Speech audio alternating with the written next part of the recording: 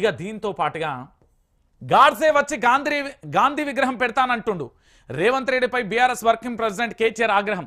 మహాత్ముని పేరు చెప్పి శిఖండి రాజకీయం చేయకు. మూసీ పాపం రేవంత్ రెడ్డి తిరిగిన ఆ కాంగ్రెస్ టీడీపీదే. దేవుళ్ళనే కాదు సోనియాను ప్రజలను మోసం చేసిండు. మూసియో లూటియో ఢిల్లీ మే బాటో కథనే నడుస్తుంది. తుస్సు బాంబుల మంత్రి ఈడీ కేసు ఏమైంది? రాష్ట్రంలో పోరాటం ఇప్పుడే మొదలైంది. ఈ దౌర్జన్యం రౌడీ రాజ్యం 4 ఏళ్లు ఉంటుంది. తెలంగాణ భవన్లో బీఆర్ఎస్ కాంగ్రెస్ నాయకుల చేరికల సందర్భంగా కేటీఆర్ బీఆర్ఎస్లోకి భారీగా రాజేంద్రనగర్ కాంగ్రెస్ నాయకుల చేరిక.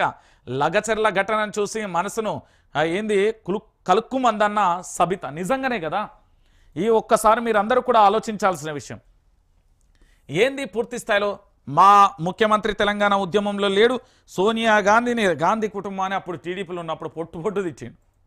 ఇవాళ కాంగ్రెస్ పార్టీ వచ్చిన తర్వాత పూర్తి స్థాయిలో ఈయన చెప్తున్న మాటలు ఇవి. అంటే తెలంగాణ ప్రాంత బిడ్డలందరూ కూడా ఆలోచించాల్సిన విషయం ఇక్కడ. నేను ఎందుకు చెప్తున్నానంటే ఈ కాంగ్రెస్ ప్రభుత్వం అనేది మనకు తెలంగాణ ప్రాంత బిడ్డలకు వద్దు. ఎంత తొందరగా దాన్ని పూర్తి స్థాయిలో వదిలించుకుంటే అంత మంచిది. ఇగో చెప్పినా కదా, కాంగ్రెస్ కవచం బీజేపీ, మొత్తం బీజేపీ కాపాడుతున్నది. దీంట్లో ఎలాంటి డౌటు లేదు. నేను మళ్ళీ చెప్తున్నా కదా, తెలంగాణ ప్రాంత బిడ్డలారా పూర్తి స్థాయిలో కూడా మీరందరూ కూడా ఆలోచించండి.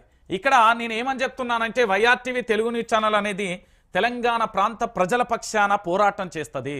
ప్రతి ఒక్కరు కూడా సబ్స్క్రైబ్ చేసుకోండి, ప్రతి వీడియోకి లైక్ చేయండి. నాకు పూర్తి స్థాయిలో మీ సహకారం కూడా కావాలి. ఎందుకంటే ఆర్థికంగా బలంగా ఉంటేనే పోరాటం గట్టిగా చేయగలుగుతాం. ఇది నా నెంబర్ అండి. మీరు సహాయం చేయదలుచుకున్న వాళ్ళు చేయండి. ఎందుకంటే పోరాటం అన్నది కొత్త కాదే ఓ తల్లి లచ్చుమమ్మ.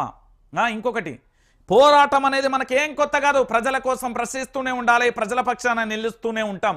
ఎన్ని కేసులైనా, ఎన్ని జైళ్ళైనా, ఏదైనా జీవితం అనేది తెలంగాణ ప్రాంత బిడ్డలకు అంకితం.